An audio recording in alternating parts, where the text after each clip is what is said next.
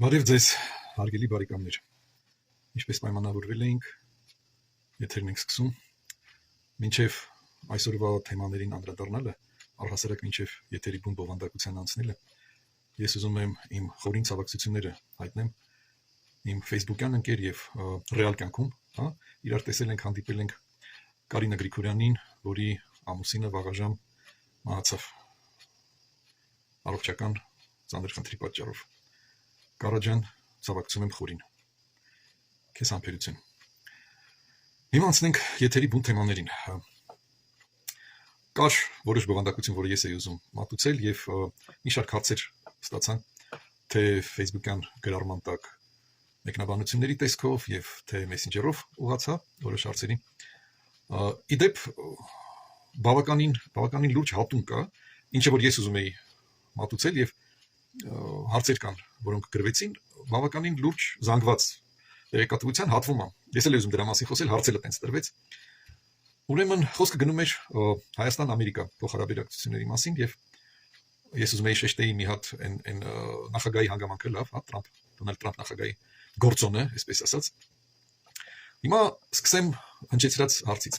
Հարցը կհնչեցնեմ, հետո կանդրադառնամ իմ կարծիքին, Հարցը տվել է Լեոնորա Լևոնի. Русалина говорят, не очень понятные отношения с Америкой. Этот мирный договор и ваш прогноз на 2026 для Армении и конец войны России с Украиной. Что-то не чувствуется, что Россия ослабла. Շատ տեղին հարց է։ Ուրեմն ընկերներ, երբ որ Ամերիկայում նախագահական ընտրություններն էին, իմ շրջապատի, ճնշող մեծամասնությունը, այնտեղ, չգիտեմ, 90%-ից ավել, ցանկանում էինք, որ հաղթի դեմոկրատական կուսակցության ներկայացուցիչը, ի սկզբանե դա գործող նախագահ այն պահի դրությամբ Ջոզեֆ Բայդենն էր, հետո նախադրական այդ միջոցառումների ընթացքում փոխվեց տեխնացությունը, դարավ ուրեմն գործող փոխնախագահան, Հիմա ընկերներ, ընտրվեց Թրամփը։ Մենք դա իհարկե բոլորս ընդունում ենք որպես մի մեծ աղետ, սքի մեջ էինք եւ այլն։ Ինչ ունենք այսօր ռեալ։ Շատ դիպուկ էր արտահայտվել գորը։ Ասմատես Բայդենը սենց լավն էր, Թրամփը սենց վատն է։ Ասում ես չեմ հերքում, իրոք Բայդենը լավն էր, Թրամփը վատն է։ Բայց ասմատես Բայդենի ժամանակ մենք կորցրեցինք Արցախը, իսկ ինչա կատարվում Թրամփի ժամանակ Հայաստանի պահով եմ ասում, բոլորս այսօր շատ քիչ տեղյակ ենք։ Իրոք, ընկերներ, սա չգիտեմ, էլի օրինաչափությունն է, թե համընկել է, թե ոնց որ ռուսն ասում звёзды так сошлись или карты так легли։ Այնպես ստացվեց, որ այդ զավեշտալի ընտրությունը ամերիկացիների Հայաստանի համար անգամ ինչ որ կիզակետ հանդիսացավ, չնայած Ջո Բայդենի ժամանակ արդեն կնքվել էր ռազմավարական գործընկերության մասին համապատասխան փաստաթուղթը, բայց Թրամփի ժամանակ ոնց որ նոր իմպուլս ստացավ Հայաստանի եւ Ամերիկայի հարաբերությունների զարգացումը։ Ինչ ունենք մենք այսօր, ընկերներ։ Ինչ վերաբերում է Թրամփի ճանապարհին, բոլորդ գիտեք, դրա մասին առանձին չեմ խոսի։ Մենակ շեշտեմ, որ Հայաստանի համար սա մի լուրջ նվաճում է, շատ լուրջ, չթերագնահատենք դա։ Բացվում է նախ եւ առաջ ճանապարհը դեպի Ասիա, Նույնիսկ չի որ ճանապարհը մինչև այդ փակիր, բայց ճանապարհը ովքեր զբաղվել են լոգիստիկայով, շատ լավ գիտեն, եթե Չինաստանից կամ չգիտեմ Ճապոնիայից, Թայլանդից, Վիետնամից, իսկ այդ երկրները այսօր շատ լուրջ արդյունաբերություն ունեն, եթե ուզում եք ինչ-որ մի բեր ասելով ի նկատի չունեմ պայուսակ, ի նկատի ունեմ կոնտեյներ, առաքեիք Հայաստան, պետք է այնտեղ բարձվեր նավի վրա, նավով գալիս էր, հասնում էր Պարսկաստանի հարավային մասը, Բանդար-Աբաս նավահանգիստը, Բանդար-Աբասից այդ կոնտեյները դնում էին բեռնատար մեքենայի վրա եւ ամբողջ Պարսկաստանը հարավից դեպի հյուսիս այսենց հատելով, իսկ Պարսկաստանը շատ մեծ երկիր է, շատերը չեն պատկերացնում ինչքան մեծ երկիր է, այս ամբողջ հսկայական երկիրը հարավից դեպի հյուսիս հատելով, այդ բեռնատար ավտոմեքենան այդ կոնտեյները բերում էր, հասնում էր Ագարակ, հասնում էր Մաքսային անցակետը, եւ մեղրիով բարձանում էին Երևան, Հայաստանի մնացած շրջանները։ Այժմ մենք միանում ենք, այսպես ասած, այն ցամաքային ճանապարհին, որը կապում է Չինաստանը, Եվրոպայի հետ, Ռուսաստանի հետ, Կենտրոնական Ասիայի հետ, Այսինքն Կենտրոնական Ասիայից Կասպից ծովով, Ադրբեջանի տարածքով մենք ստացել ենք մի ճանապարհ, որը մեզ արդեն ցամաքային, եղանակով կապում է Չինաստանի հետ։ Ինչքանով է դա կարևոր, գիտեն միայն նրանք, ովքեր զբաղվում են մեծածախ առևտրով Չինաստանի հետ եւ լոգիստիկ հարցերով։ Շատ կարևոր է, շատ էական է, կրճատվելու է այդ ճանապարհը անցնելու ժամանակը, ընկերներ եւ լուրջ կրճատվելու է։ Ինչա դա տալիս էլի, դե սենց ասեմ, եթե ձեռնարկատերը ներդնում է $10,000, օրինակ, պետք է ինչ որ ապրանք առնի, վաճառի 15,000-ով, խոսքի։ Եվ դա տևում է, ասենք թե 3 ամիս, այդ ամբողջ շրջապտույտը։ Մարդը 3 ամսվա մեջ աշխատում է $5,000։ Եթե այդ շրջապտույտը տևի 1 ամիս, ընկերներ, 1 ամիս։ Նա 3 ամսվա ընթացքում արդեն աշխատում է ոչ թե $5,000, այլ $15,000։ Այսինքն ինչքան դուք կրճատում եք ձեր կապիտալի շրջանառության տևողությունը, այդքանով ձեր շահույթի աճը բազմապատկվում է համապատասխանաբար։ Եվ Հայաստանի տնտեսության համար մենք գիտենք, որ Չինաստանից ներմուծվում են մեծականակ ապրանքներ։ Հայաստանի տնտեսության համար դա շատ էական հանգամանք է, շատ։ Սա լավ ճանապարհ է։ Ընկերներ, տեղի ունեցավ այն, ինչի մասին, չգիտեմ, էլի մի 5 տարի առաջ անգամ դժվար էր երազել։ Աշխարհի խոշորագույն ընկերությունները, տեխնոլոգիական հսկաները, Apple, Nvidia, Google, մի խոսքով, եթե իրար գլխի հավաքվեն, չգիտեմ, էլի Ռուսաստանի բյուջեի կրկնապատիկը, եռապատիկը արժեն այդ ընկերությունները։ Էական չի լավ, դա դնենք մի կողմ։ Աշխարհի այս խոշորագույն ընկերությունները այսօր Հայաստանը դիտարկում են որպես ներդրումային դաշտ իրենց համար։ Սա մի չտեսնված բան է, ես չգիտեմ, բառեր չեմ գտնում, որ իմ ոգևորությունը, իմ գոհունակությունը արտահայտեմ այդ հանգամանքի հետ կապված։ Էլի չգիտեմ, ասկերը այդպես դասավորվեցին, ինչ եղավ, ոնց եղավ, բայց գիտեմ մի բան, որ շատ մեծ լումա ունի, ահավոր մեծ լումա ունի այդ ամենի մեջ։ Բարձր տեխնոլոգիական արդյունաբերության նախարարը Մխիթար Հայրապետյանը, որի աշխատանքի մասին ես մի քանի անգամ արդեն իմ գոհունակությունը հայտնել եմ եւ եւս նորից ու նորից հայտնում եմ այդ գոհունակությունը։ Մարդը աշխատում է, մարդը իր տեղում է։ Նման աշխատող նախարար կառավարությունում դժվար է գտնել, այն նման արդյունավետությամբ աշխատող, հա։ Եվ իհարկե դա նաեւ վարչապետի այդ հատվածում ճիշտ կադրային քաղաքականության արդյունքն է։ Շատ եմ քննադատել ժամանակին վարչապետի կադրային քաղաքականությունը, դրա որոշ յուրահատկությունները, հասկանալով իհարկե, որ այդ խնդիրը նես չի, որ իրանից առաջացել, նես չի, որ իրանով ավերջանալու, նեպոտիզմը մեր ազգի արյան մեջ է, այնուամենայնիվ այս հատվածում, ինչ ասեմ, գերագույն ճիշտ ընտրություններ կատարվել վարչապետի կողմից։ Ամերիկայի հետ փոխհարաբերությունները, ընկերներ, տեսեք, մի քանի միլիարդ դոլարի արդեն ներդրումներ են դիտարկվում, որ ամերիկյան ընկերությունները պետք է կատարեն Հայաստանում։ Այսինքն դրանից հետո արդեն գործում է ներդրումների պաշտպանության ամերիկյան ծրագիրը, որը որ նախատեսվում է, որ եթե Ամերիկան ինչ որ մի տեղ կատարել է ինչ որ մի ներդրում, եւ այդ ներդրմանը ինչ որ մի բան սպառնում է, ամերիկացիք լիարժեք իրանց իրավունք են վերապահում, իրանց ներդրումները պաշտպանել ցանկացած եղանակով։ Ցանկացած եղանակը, որ դուք պատկերացնեք, ովքեր որ տեղյակ են Լատինական Ամերիկայում United Fruits ընկերության ներդրումների պաշտպանության մասին Ամերիկայի կողմից, գիտեք ինչի մասին է խոսքը։ Ոչ մի խոչընդոտ իրանց համար չկա եւ չի լինի մոտ ապագայում, իսկ այդ մոտ ապագան երևի առնվազն 100 տարի է, հա։ Ունենք որ մենք ձեզ հետ ոնց որ ապահով կապրենք այդ ժամանակը։ Так, հարցի մյուս մասը. Ваш прогноз на 2026 для Армении и конец войны России с Украиной. Ես ակնկալում եմ Հայաստանի համար 26 թվին լուրջ տնտեսական աճ եւ ասեմ ձեզ, որ տնտեսական աճը իմ ակնկալիքների ընդամենը մի մասն է։ Հայաստանը դառնում է համաշխարհային հանրության մի մասնիկ։ Հիմա կասեք դե լավ, նես չի որ մինչև այդ մեկուսացված էր։ Ըստ էության գրեթե մեկուսացված էր, հա, եկեք սա հստակ պատկերացնենք։ Մենք մեզ չխափենք, էլի Հայաստանը ընկերություններ անում քաղաքակիրթ աշխարհում Պարիա համարվող, Պարիա դա հնդկական տերմին է, վերաբերվում է այն անձեռնամխիներին, բայց ոչ թե լավ իմաստով, հա, որ իրանց չի կարելի դիպչել, վատ իմաստով, իրանց չի կարելի դիպչել, որ չախտոտվեք հանգարց։ Ուրեմն Հայաստանը ընկերություններ անում Ռուսաստանի հետ, սերտ, հա, Պարսկաստանի հետ, Ռուսաստանի մասին չեմ խոսում, այդտեղ արդեն էլ հարց ու պատասխան չկա։ Պարսկաստանը ընդունում ենք մեր վաղեմի, եղել է տշնամին, եղել է բարեկամ, այսօր բարեկամն է, շարունակաբար, հա, շատ լավ է վերաբերվում, մի շարք հարցերում օգնում է, համագործակցում ենք եւ այլն, բայց եկեք դրանից չի փոխվում այն հանգամանքը, որ ամբողջ քաղաքակիրթ աշխարհի համար այժմյան Պարսկաստանը այդ իսլամական ռեժիմով, հա, այդ մուլաների ռեժիմով հանդիսանում է անձեռնամխելի։ Իրան աշխատում են չդիպչել, որ չախտոտվել։ Հիմա տենց է։ Դա լավ է, վատ է, այսօր դա ունենք։ Տարիներ, տասնամյակներ շարունակ այդ երկու երկրի հետ ընկերություն անելով հանդերձ Հայաստանը, այո, հայտնվել էր մեկուսացման մեջ։ Ու մենք խափում յանի։ British Petroleum-ը Ադրբեջանում նավթ արդյունաբերությունն է զարգացնում եւ խողովակաշարը կառուցում են Հայաստանը շրջանցելով, չնայած կարճ ճանապարհը անցնում էր Հայաստանի մեջով։ Դա շատ լավ բոլորս գիտենք, հա։ Լավ, մի շարք բաներ կար, մի շարք հանգամանքներ կար, տարածաշրջանային նախագծեր, որտեղից Հայաստանը դուրս մնաց։ Դա բնականաբար ոչ թե մեր ընկերների ճակերտավոր ասած, հատկապես Ռուսաստանի պարագայում, հա, շնորհքների ճակերտավոր ասած, այլ նաև մեր Ղարաբաղյան ավանտյուրայի հետևանքներ, հա, այդ արկածախնդրությունը, որը որ մենք մեր գլխին բերեցինք եւ հետո 1000 մտավ մեր որոշ տեղերը, այդ արկածախնդրությունը, հա, դա կանխորոշեց Հայաստանի այդ տենց անկումային վիճակը տասնամյակների ընթացքում։ Այսօր չէ, ցավում եմ իհարկե, որ Արցախը հայաթափվեց։ Չեմ ցավում, որ մենք կորցրեցինք Արցախը, որտեղ մենք երբեք չենք ունեցել այդ Արցախը, որ մի հատ էլ կորցնենք կամ չկորցնենք, հա, բայց ցավում եմ, որ Արցախը հայաթափվեց, շատ եմ ցավում։ Դա էլի մեր ավանտյուրայի հետևանքներ, հա։ Անես չի որ ամենամեծ մեղավորը մենք ենք, բայց առաջի հերթին մենք պետքա մեզ հաշիվ տանք եւ պատասխան տանք, որ սա մեր քայլի հետևանքն է։ Հա, մեղավորներ շատ կան։ Այս երկիրն է, այն երկիրն է, այս իշխանակազն է, այն իշխանակազն է, հա, բայց մենք մեր արարքը հստակ պատկերացնենք էլի, ինչին հանգեցրեց։ Տեսեք, բացի նրանից, ինչ որ ես հիմա հնչեցրեցի, տեղյակ եք երևի թե որ արդեն թափը հավաքում Եվրոմիության երկրների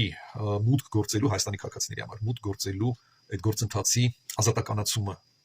լուրջ թափը հավաքում արդեն կա ճանապարհային քարտեզ, արդեն կան այցելության կոնկրետ ամսաթվեր, հա, որ այսինչ պաշտոնյան այցելելու է Հայաստան, այսինչ ժամանակ, այսինչ հարցերն են դիտարկելու։ Մի խոսքով մենք մեծ քայլերով իրոք ընկերներ շարժվում ենք դեպի Հայաստանի ինտեգրումը քաղաքակիրթ աշխարհին, հա, մենք նես չի միջև էլ ինտեգրված ենք եվրասիական տնտեսական այդ համագործակցության մեջ, առ այսօր մենք դրա բացասական հետևանքները նաև քաղում ենք հարևան Վրաստանում նույն ավտոմեքենան, չգիտեմ, մի 15%-ով ավելի էժանա կամ 20 կամ ավել, հա, նայած ավտոմեքենա քան Հայաստանում, բարձր չի, այսինքն բարձր չի, հա, շատ լավ բարձր, որովհետև մեր մաքսային քաղաքականությունը կանխորոշվում է եվրասիական այդ միության կողմից եւ բնականաբար կանխորոշվում է ոչ թե Հայաստանին ի նպաստ, այլ անես չի որ հատուկ Հայաստանին ի վնաս, հա, իրանք իրան շահերն են հետապնդում, դե իրան շահերն միշտ հակասել են Հայաստանի շահերին, էլի, նո գրեթե միշտ լավ sense ասեմ։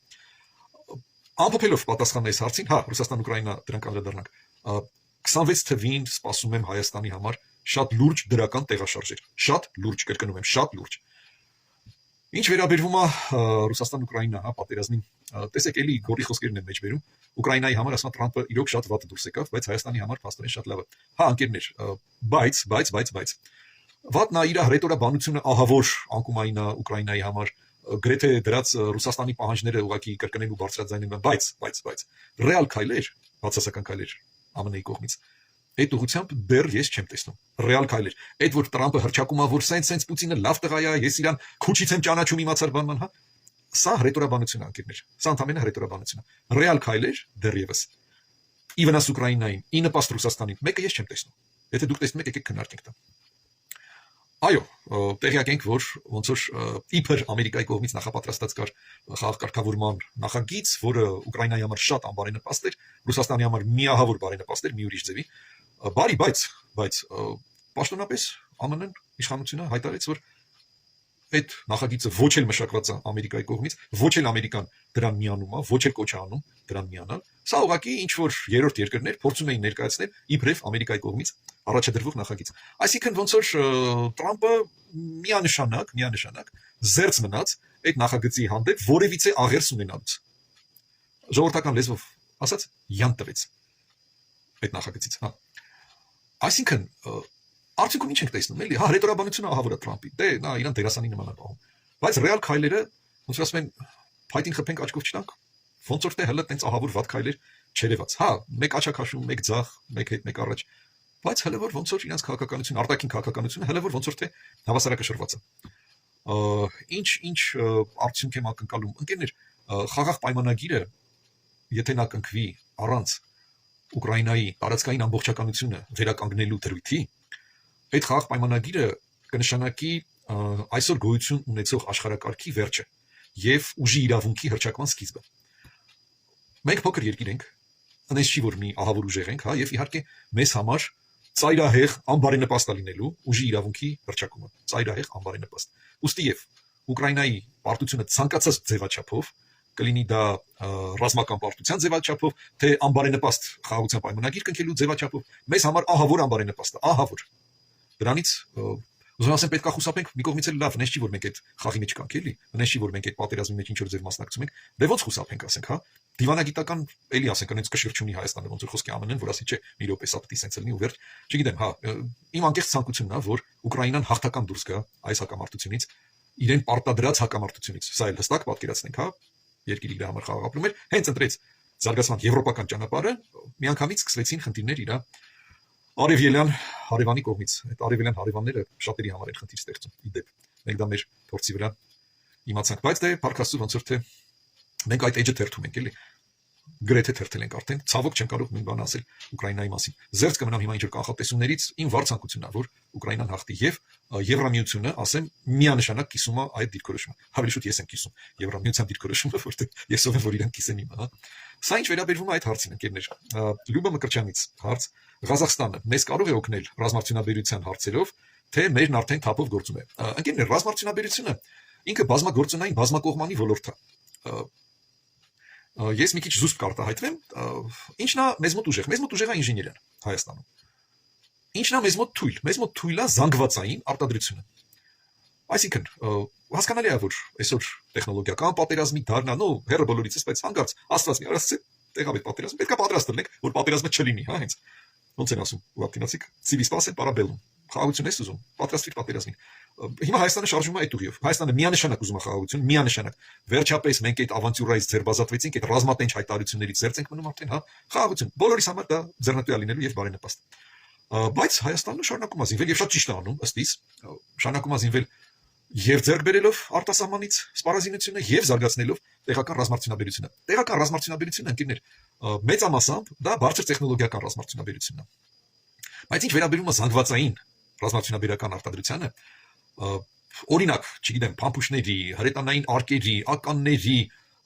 մի խոսքով, այդ զանգվածային սպառազինության արտադրությանը Հայաստանը ոչ այդ արտադրական ռեսուրսը ունի այսօր ցավոք ժամանակին ուներ, սովետի ժամանակ կար, եւ եթե, իմ հասակակիցները որ հիշում են,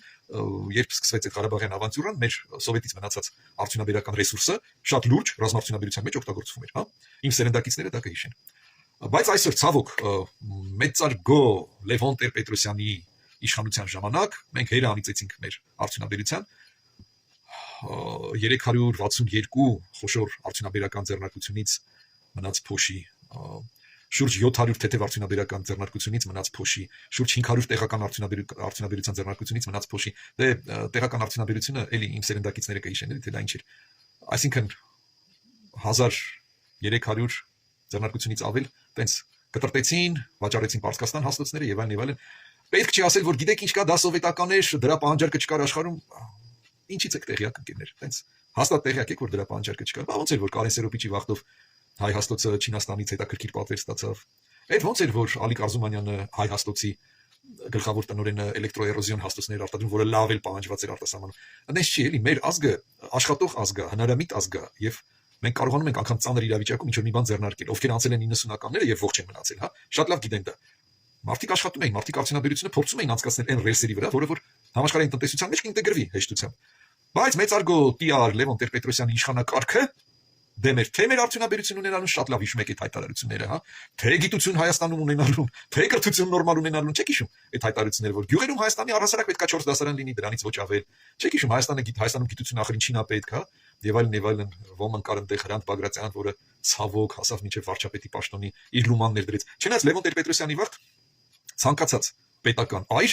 իր լուման ներդրեց Հայաստանը քանդելու մեջ։ Դա հետո շարունակվեց իհարկե, էլի, ժառանգաբար։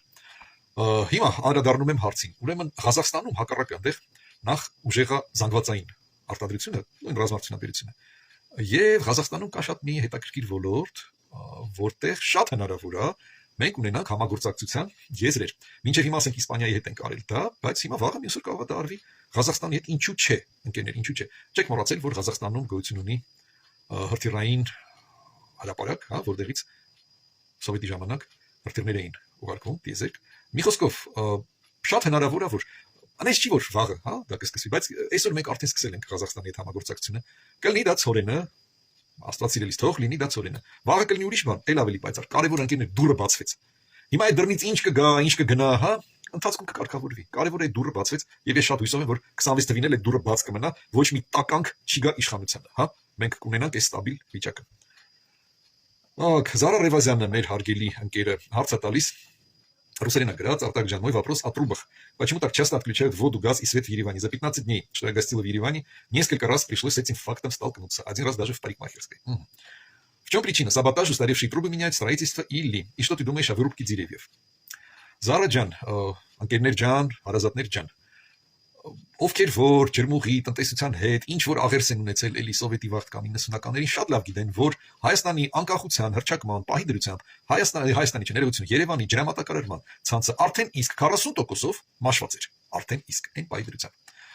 90-ականներին ինչա տեղի ունեցել, ել չեմ էլ մեկնաբանում, հա, երևի այդ 40, չգիտեմ, թվեր չունեմ, որտեվ ոչ մեկի վեճը չէր արդեն, ոչ ոք այդ թվերը չէր հավաքագրում, ոչ մի ստուգումներ արդեն չէին անցկացվում, դե 90-ականներն է, հիշում եք, ով ոնց գիտի ապրում էր, հա։ Ենթադրում եմ, որ այդ 40-ը դարավ 80 առնվազն։ Դրանից հետո օպերատոր փոխվեց, այս կոմենկոմ հիմա այսօր ֆրանսիացիք են, ես գոհ չեմ իրանց աշխատանքից այսօր, ասեմ անկեղծ։ Ես բնակվում եմ հիմա Մասիվում, առաջի զանգվածում նոր-նորքի եւ գիշերները կախված սեզոնից ամռանը դա գիշերվա 12-ն է, ձմռանը մի քիչ ավելի շատ 1:30, տենց հա մոտավորապես վաղը գիտի, ջուրը անջատում են եւ տալիս են մեկ էլ ամառը առավոտյան 7-ին, ձմեռը առավոտյան 6-ին, բայց գիշերը ջուր չկա։ Լավ է, չի որ գիշերը ասենք ջրի սպառումը եսին ինչ պիկա էլի ապրում,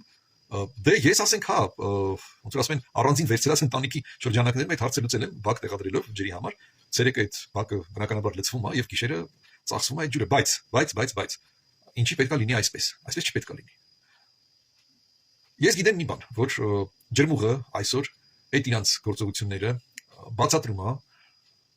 էլեկտրական էներգիան խնայելու գործոնով։ Հիմա տեսեք, հա հասկացանք, լավ, գիշերը սպառողները քիչ են, բայց պոմպակայանը պետք է աշխատի լրիվ իր հզորությամբ, եթե ասենք մի հատ պոմպա դրած,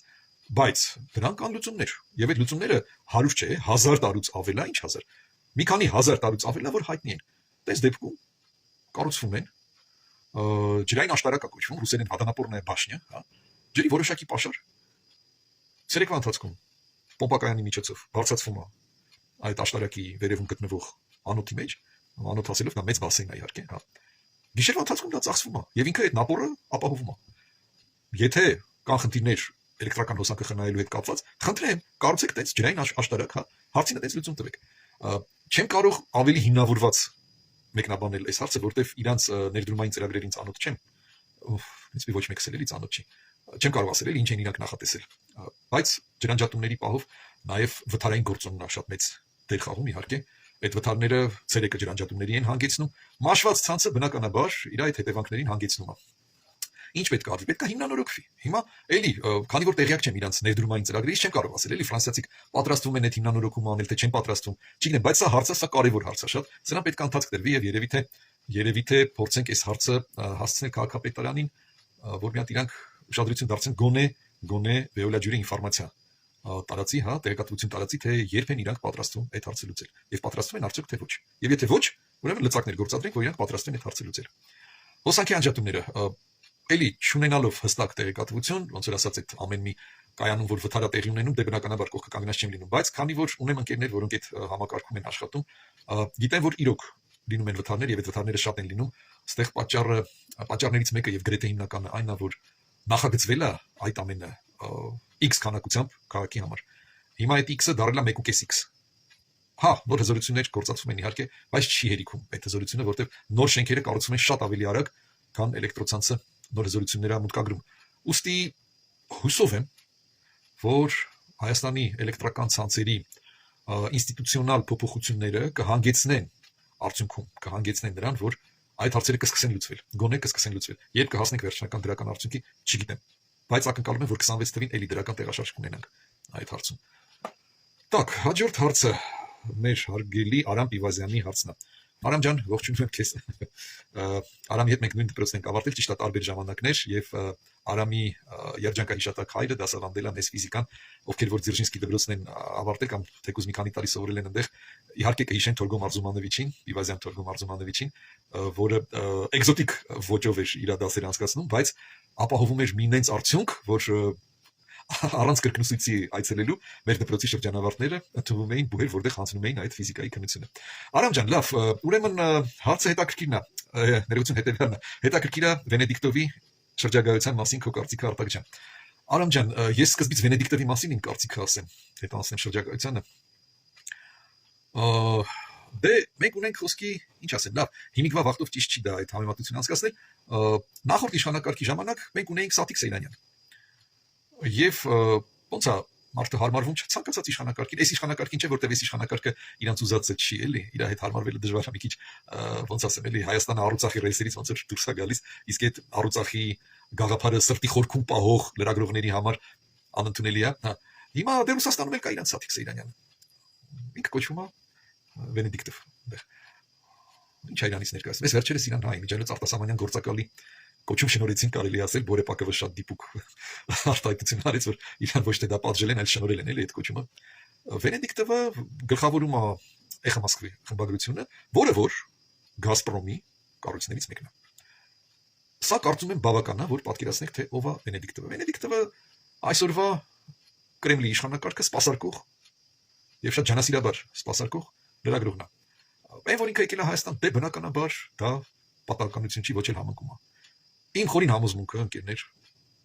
նա կատարում է Կրեմլի հրահանգը։ Մեր հանդեպ մի քիչ բաներ Կրեմլի ռետորաբանությունը բավականին կոշտ էր եւ չոր էր, փորձում էին մեզ վախեցնել։ Մենք չվախեցանք։ Հանձինս մեր վարչապետի, մենք չվախեցանք։ Ասեցինք ընկերներ, մենք ձեր դեմ ոչինչ չունենք, նո ունենք, բայց չենք հնչեցնում, հա։ Բայց գիտեք ինչ կա, մենք ընտրել ենք այս ճանապարհը։ Դուք ձեր ճանապարհով եք շարժում։ Մենք հո ցես չենք ասում, այ մարդակերներ, այս ինչ մսաղաց եք սարքել Ուկրաինայում։ Չնայած կարանք ասենք, հա, բայց չենք ասում։ Դուք ձեր ճանապարհն եք ընտրել, մարդակերության ճանապարհն եք ընտրել, շարժվեք։ Մենք չենք ուզում մարդակերության ճանապարհով շարժվենք, առավել եւս ձեր հետագծով գնալ, հա։ Դուք ձեր ձևով, մենք մեր ձևով, հա։ Այդ մեր ձևով արտահայտությունն էլ բացեցին այս վերջերս, հա։ Դրանից հետո մի որոշ պաուզա էր, ես դա կոչեի մենոպաուզա Կրեմլի մոտ, եւ դրանից հետո իրանք մեծ դժվարությամբ, բայց ի վերջո հասկացան, որ այսօր Հայաստանի հետ ուժային դիրքերից խոսելը արդյունավետ չի։ Ինչի՞։ Այնպես չի, որ Հայաստանը եսին ինչ մի հատ հզոր գերտերություն դառավ, չէ։ Հայաստանը չի կարող գերտերություն դառնա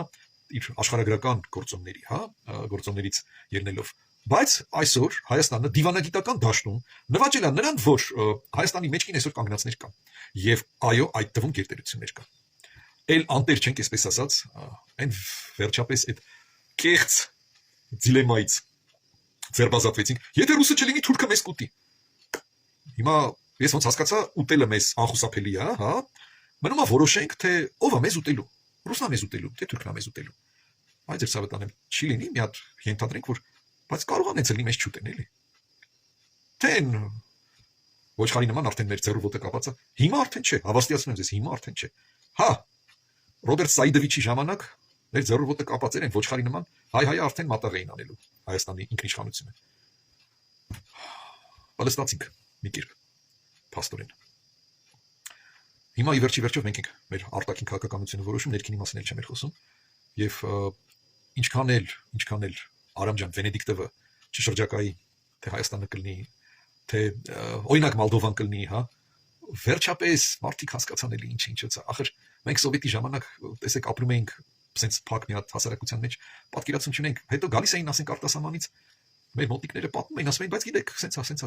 զարմանում ենք, ասում ենք, լավ, երևի սա բացառություն է, երևի այս մեր մոտիկները նո, չգիտեմ, բիզնեսով են զբաղվում, այնտեղ համեմատաբար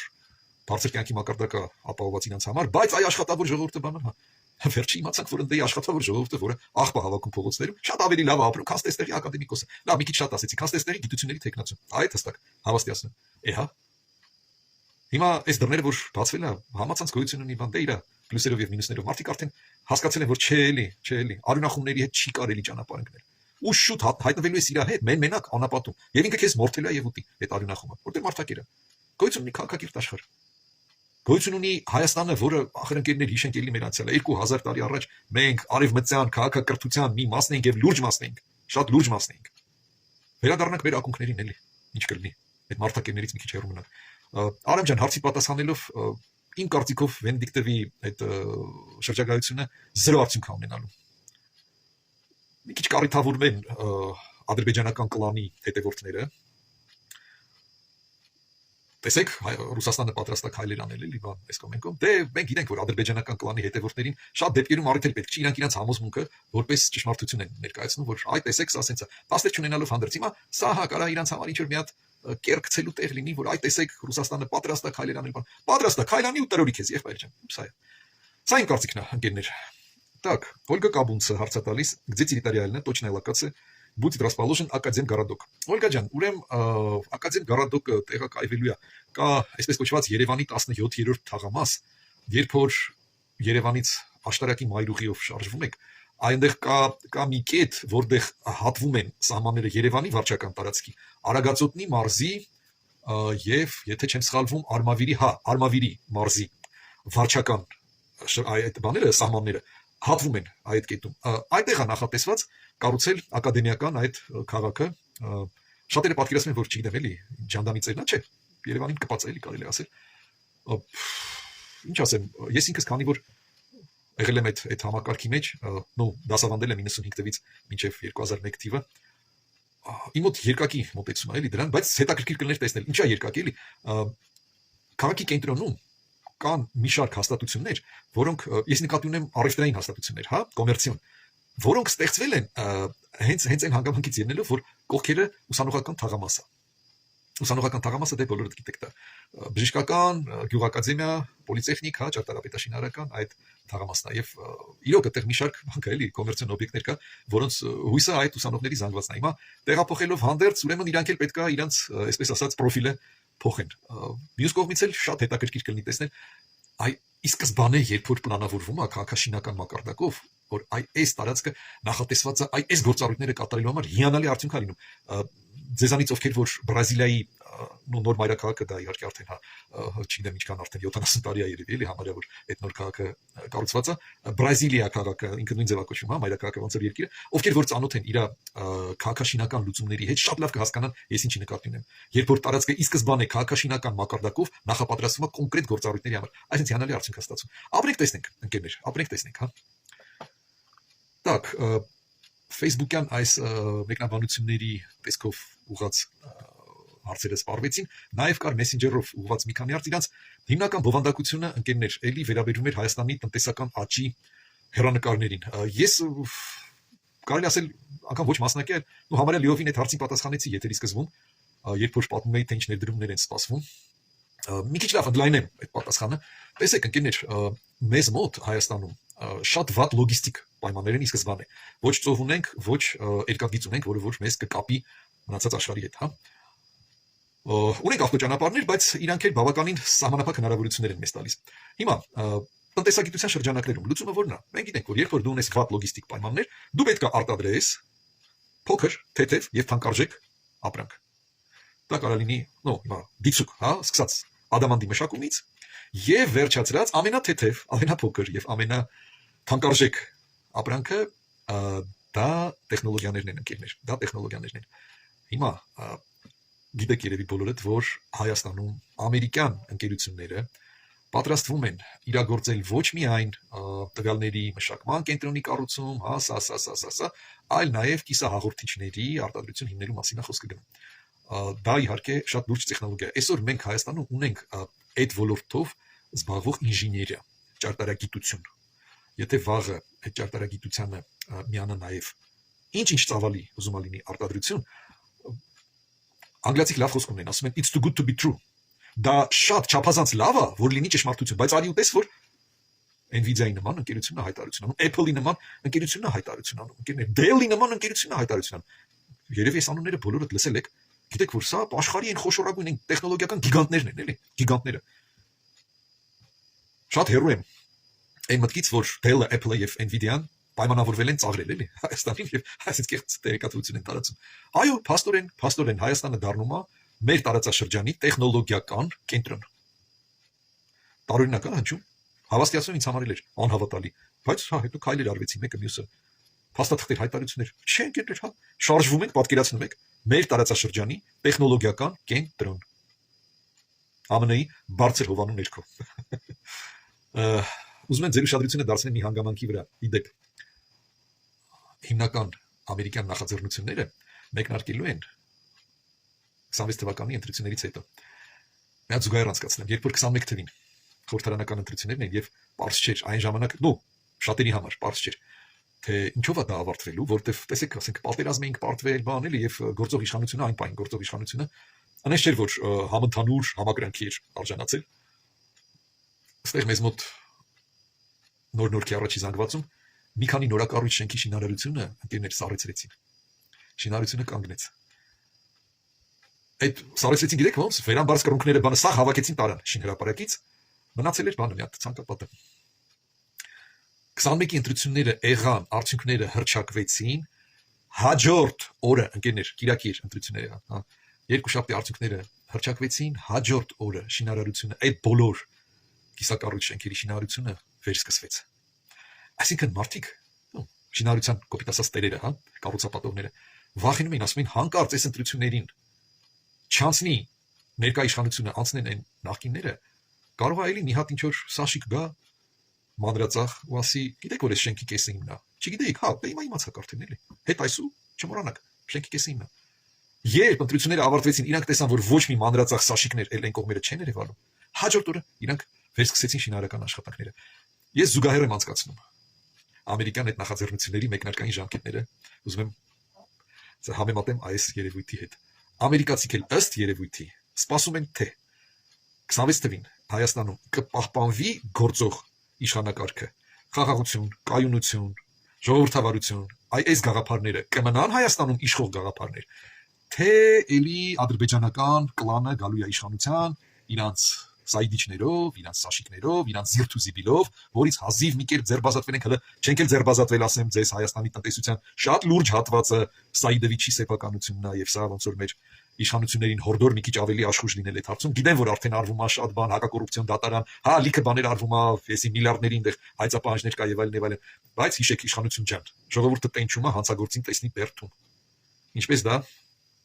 Գլեբ Ժիգլովն էլ ասում, որ должен сидеть в тюрьме։ Բան չասեցինք, должен сидеть в тюрьме։ Ժողովուրդը տենչում է դա։ Մինչև 26 թվականի ընտրությունները ժամանակ ունեք։ Մի բան արեք, որ այն տատանվողները որոշեն իրանց քվենել տան ձեզ, հա, իշխանություն ջան։ Так, այսքանով այսօր կարծում եմ մենք կավարտենք։ Ահա, Ադա Ստեփանյանը հարց է տալիս։ Արտակ ջան, вы левша։ Չէ, Ադա ջան, չէ, ձախլիկ չեմ։ Եվ երբեք չեմ եղել։ Ոնց որ ասում են, այս ուրախալի պահը թող լինի մեր եթերի գագաթնակետը այսքանով ավարտենք ընկերներ։ Միշտ գիտեք պատրաստ եմ ձեր հարցերին պատասխանել, կկուտակվի հարցերը, թերթական եթերը կկազմակերպենք արդեն այդ ձեր կողմից բարձրացրած թեմաների շուրջը։ Մաղթում եմ բոլորիդ խաղաղություն, կայունություն, բարգավաճում, ընկերներ։ Գրկում եմ ձեզ բոլորիդ ամենալավն ու բարին։ Մինչ նոր հանդիպում ընկերներ։ Ցտեսություն։